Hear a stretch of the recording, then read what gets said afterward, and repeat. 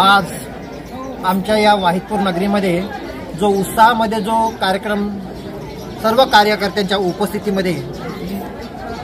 शेवट करण्यात आला, परंतु हा कार्यक्रम दिनांक 6/12/2024 पासून सुरू झालेला आहे आणि सकाळी 7 वाजतापासून तर दुपारी 12 वाजेपर्यंत या सगळ्या महिला आपलं घरचं काम आटपून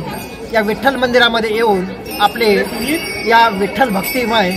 वातावरण गावामध्ये निर्माण केलेलं आहे। आमच्या या मंदिराला जवळपास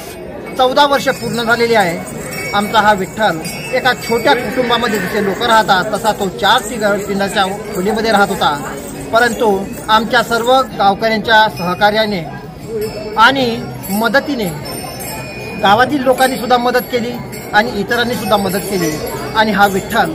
या महालामध्ये आणण्याकरता सर्व गाववासियांनी मदत केली। यामध्ये सर्वप्रथम मी आणि आमचा एक कार्यकर्ता रुपेश, या दोघांना आमचे जे सगळे कार्यकर्ते आणि गावातील जे सगळी मंडळी आहे या सगळ्या मंडळीने तन मन धनाने कोणत्याही प्रकारचं आपला आजार न सांगता किंवा कोणतंही शेतीचं काम न सांगता किंवा कोणतंही काम न अडथळा आणता तो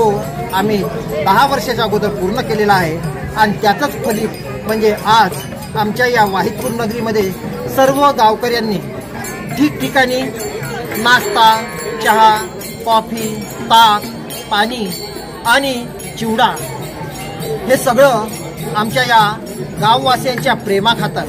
खरं तर पाहतो म्हटलं तर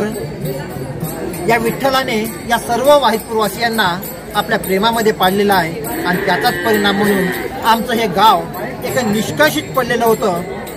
की सेलू तालुक्यामध्ये वाहिदपूर जर म्हटलं तर कोणाला काही माहीत नव्हतं,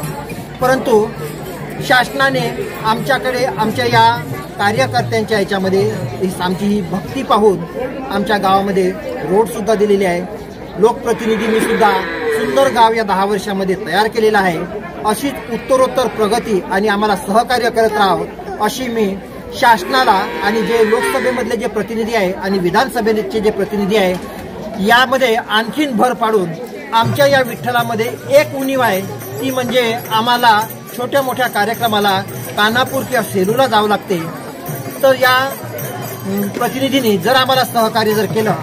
तर आमच्या गावामध्ये एक सभामंडप किंवा एक कार्यक्रमाकरता एक सांस्कृतिक सभागृह जर दिलं तर आणखीनच चांगलं होईल। एवढं बोलून मी माझे मनोगत संपवतो।